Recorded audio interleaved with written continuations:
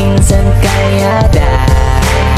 Hello mga kalingap, isang magandang tanghali po sa inyong lahat. At yan, kung bago pa lang po kayo sa aking YouTube channel, ako po si Vincent Kalyada. Paki-like and share po itong video ito para mapalawak pa po natin ang pagtulong po sa mga taong nangangailangan. At huwag niyo pong kalimutan na pindutin po notification bell para lagi po yung updated po sa mga bago kong upload. So ngayon mga kalingap ay nandito tayo kay Marlon para kamustahin po siya.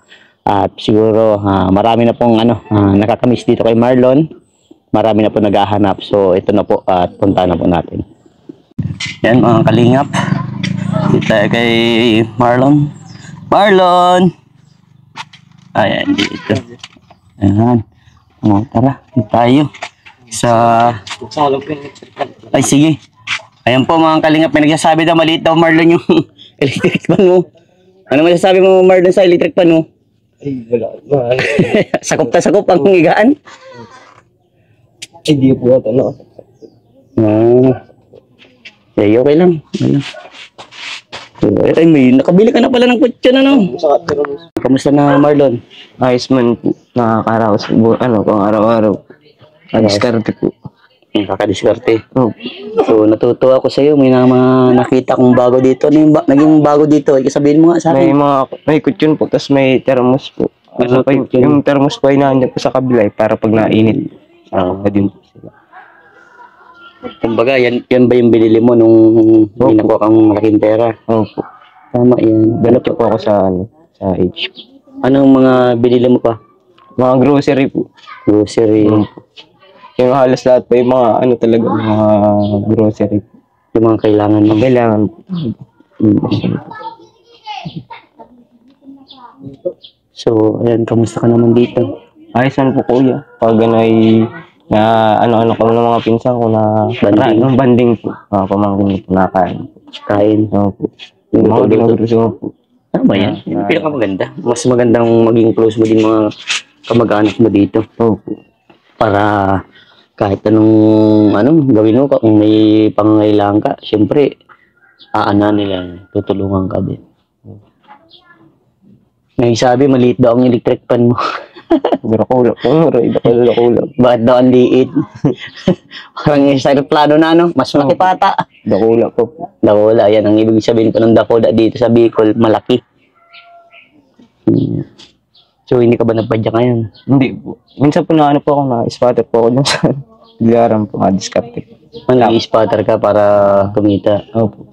Spotter. Tapos kaganina po nag-ano po ako.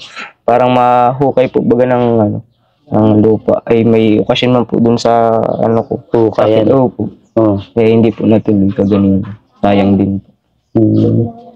Kumbaga, may income Opo. Anong ginagawa mo po? Nagkakaroon kang income? Parang nagbibili din po ng yung kailangan pang araw-araw po. Tapos ganun. Yung binibigyan ko din po sila yung pinsan ko po. Nabibigyan ko din, nagsishare ka din. May allowance ka pa? Na po, tawag dito, meron man po kasi pang na lang po, pantagama na lang po, pang sa susunod na skill na. Pero po yung wala po. Kumbaga, nagsisave ka para sa pang-school mo. Baka sakali ka. Sayang yung pagkakataon na makapag-aral. Mag-ano ka? Bili ka mag-student, working student. Or yung, di ba yung tatrabaho habang nag-aaral sa mga Jollibee, mga fast food. Pero mag-student assistant ka, mga ganun. Ayun, meron nga po pala na student assistant. Para lahat ng diskarte, yun ang pinaka, yun ang may papayo ko sa iyo. Kasi ako, lahat yan, pinag-anahan ko yan. Naging working student ako. Kung ano ang pinasukan ko. Diskarte ba kung paano? Yan, nagpwede ka ba ko? Pambaon yan. Diba, kung nyari, half day kayo. Umaga, padya ka. Kapag hapon, pasok. Yan laging basta pag may pasok ka, priority ang pasok. Hindi yung wag priority yung mga gala-gala. Nandiyan ang paggala. Ang isipin mo, Marlon, tandaan mo, kahit hindi ka man gumala sa panahon ngayon, basta nakapokus ka sa pag-aaral, matapos mo yan. Pag nakatapos ka, makakapaggala ka.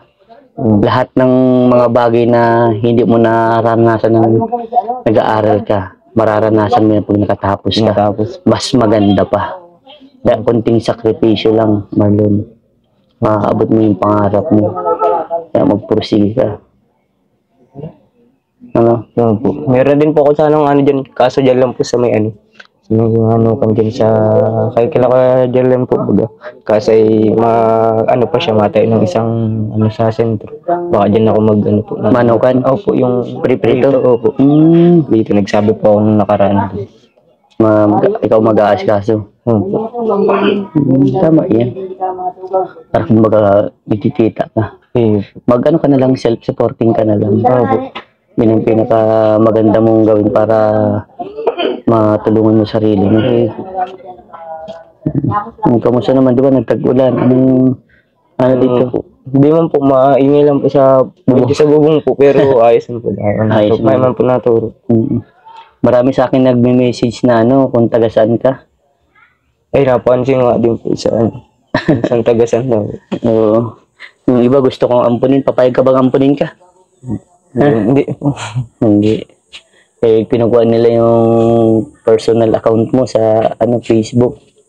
Halos karamihan ay mga mga lalaki ang nagkukuha ng nagkukuha ng Facebook mo. Sa akin, pag mga ganun, ayoko ng ganun kasi para may interest lang sila. Opo. Mas better yung talagang kahit di ka naman hanapin kung saan ka lugar, kung tutulungan ka talaga nila, tutulungan ka. Gagawa po silang way. Gagawa sila ng way, hindi yung then ampunin ka. Buti kung babae talagang halos puro kalalakihan na sa akin kung taga saan ka. Opo. Kumbaga parang ang lang, hindi babagay. Opo. Kasi siyempre lalaki ka din. Ang inaano ko dun, buti kung safe ka ba. Safe. Tsaka siyempre maninibago ka kung di mo naman sila kilala. Kung sana yung mga senior, kasi iba talaga. Ay, opo. Iba talaga magmalang mga ganun. Opo. So, di ba nabasa mo yung mga comments sa'yo? Ano yung masasabi mo? Yung po po, ang sarap po sa pakiramdam talaga ng mga nakakita ko na pero ang pinupursige po, baga pinupush nila ako na magpatuloy sa buhay. Yan po yung pinupush ka patuloy sa buhay. po. Tama yan. Yun ang pinaka maganda mong gawin. Makinig ka yung basta laging pakikinggan yung mga positive comments. Huwag kang maniwala sa mga negatibo. Yung mga negative comments nga po, tinatawa lang kung alam po, natatawa po. Kasi mga hindi naman totoo, di ba? Kaya dapat magpursige ka. So, ayun, kamusta naman dito sa latita mo? Ayos naman po. Kakaraos naman. Astig may mga lagayan ka na ng plato Dami yun. Dito, araw-araw may nabudol fight? Ay, lang po, pag nagkaayaan po, ganyan. Nagkaayaan. Magpipinsan. Yan maganda. Masaya nga ako dito po. Budol fight lang. Po. Anong yan? Anong laro yan? Basketball po. Basketball. Yung po, dati ng papa ko, dinano ko lang dati. Jolly Jokers po. Kinang papa mo? Oo po. Inano ko po yan, parang inano ko ulit. Binuway mo? Si papa magaling siguro yung basketball. Matangkad yun Oo po. Magaling daw po si dad. Kilalang din sa basketball. Saka yung tito ko daw po. Na sino? Si Kuya Carlo? Tasa si Tio Aping din po. Galingin ng panahon. Talagang mga kumbaga sikat yan dito sa Talisay. Oo po. So, ano na ngayon ang pinagkakaabalahan? Pag po na-chat po ako sa mga kakilala ko kung anong mga pwedeng extra katad nga po nung sa hukay. Pero di ba sabi mo wala kang cellphone? Po, nakikiunline lang po ako sa pamangkin ko po. Yan. Dapat magkaroon ka din pala ng cellphone para meron kang kumbaga pang online, pag may klase na. Kagaya nga po nun sa CN late ko na po na ito dito. Nalaman, Nalaman na ano na po. mag-i-enroll na. Nag-exam na po. Gusto ko din po mag-try po kasing agri. Gusto ko din po ang ano ko din po kasi parang mag-agriculture tapos mag ano sa Japan parang Sa gano'n. Japan, Opo. Parang gusto ko po trabaho doon. Opo. Kaya yung mga farmer kasi may yaman din sa Japan eh. Farmer po. Kaya nung ano ko po na late na yun, nung sa Marami pa naman siguro sa ibang school kaso Opo. Kaso iba ka, malayo. Kaya titingnan ko po. pag agriculture ata sa may labo na yun eh. May bandang Talbatib. Talabatib na yun eh. Doon ka mag-agriculture. Yun ang ng CNC. Opo. Ano pa ba ang mga option mong gustong pasukin? Nice, gusto mong kunin na course? Ano lang, ang ko talaga po ay ng eduk saka lang ng agri. Yun lang po. Opo. Tatlong option nata yun eh. Opo. Ang pinaka-priority mo, eduk. Opo. Sunod, agri. Opo. Anong pang tatlo? Wala po ako masyadong Dahil nung una po, nung una ko po ay electrical engineer. Ay pasado man po, ay man po yung grades ko nun. Kaso na late, nasa waitlisted na po, Waitlisted. Tapos major in math po, tapos major in English. Yung sa major in math po ata, yun sa man po, Santa Elena. Eh di, ang layo pong Meron din dito. Major math. Ako, major in math ako eh. Okay. Graduate ako ng major in math. Kaya nag-tsaga ako nun. Kaya ikaw, tsaga ka din ha. Opo. Ang pinaka-the best sa buhay ng isang tao. Huwag kang sumuko sa hamon ng buhay. So ayan, pang allowance mo to. Hindi po kuya. Pang allowance mo yan, pang bili-bili mo. Kumbaga, kung may maiipon ka, ipunin mo lang. Kasi diba, sabi mo, gusto mo mag-school po. Kahit pa paano, kung makakaya, kung tumulong, sabi ng aking makakaya, sige lang, totally wala akong sponsor. Kumbaga, sarili kong savings na yan. Opo. At ngayon, kung napapansin mo na ang hina-hina ng bis ko. Pero yun, sabi, kung hanggang saan lang kaya, sige, go lang, hanggang doon lang tayo. Tiyagaan nyo nga po, nakita ko po sa palagi po kayong tinitingnan sa Facebook page na sa inyo po. Ang dami niyo pong na agad, parang na-scout na tutulungan na dapat naman katulong-tulong pa po. Kumbaga, yung mga karapat-dapat na tulungan, talagang walang-wala yung hindi na nila kaya magtrabaho, hindi na nila kaya yung senior na, di ba? Pero hindi nakapansin, di ba? Pero malay mo someday na pala rin, Kaya, yun, si Kuya Vincent mo, hindi sumusuko. Yun ang lagi mong sa sarili mo na huwag kang sumuko kasi pag sumuko ka, parang binaon mo na din sarili mo. Parang wala na, talo ka na. Hindi ka lumaban. Yung pinaka-dabis dapat lumaban kasama ng buhay. Yung pinaka-dabis kasi wala namang pagsubok na hindi kaya lampasan eh. So, masaya ka ba nang muli akong bumalik? Gano'n ka kasaya? Masaya pong masyado. Salamat po, Kuya Vincent. Dahil po kahit marami po kayong tinutulungan. Yun po, manabalikan niyo po ako. At salamat din po dito sa pera po. I-save ko po para po sa pag-i-eskwela po.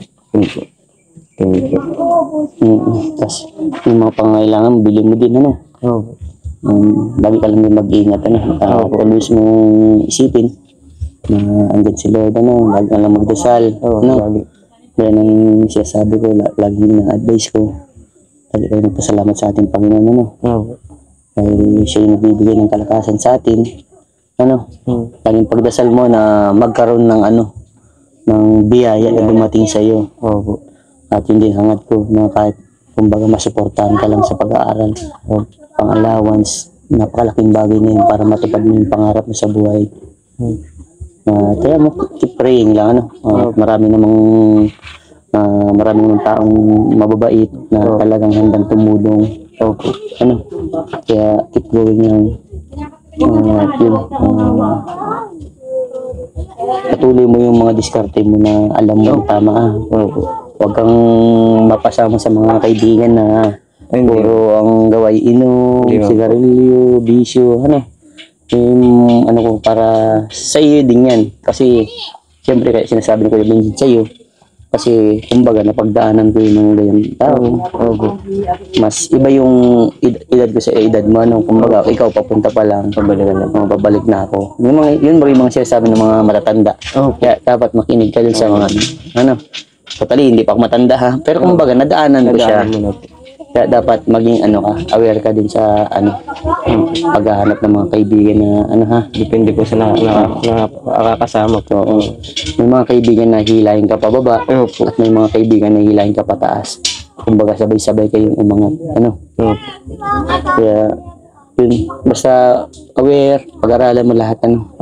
Maging ano, mapagmatsyag, ano. Pag-isipan lahat ng desisyon, yung mga ganyang bagay, ano. Yun, at sana matubad mo pangarap mo. Ano? Sige. At ako'y alis na at marami pang pupuntahan, marami pang isikatin. Sobrang init ano. Init mo masyado. Sige, ingat ano, Marlon. Ingat po. Thank you po. Okay.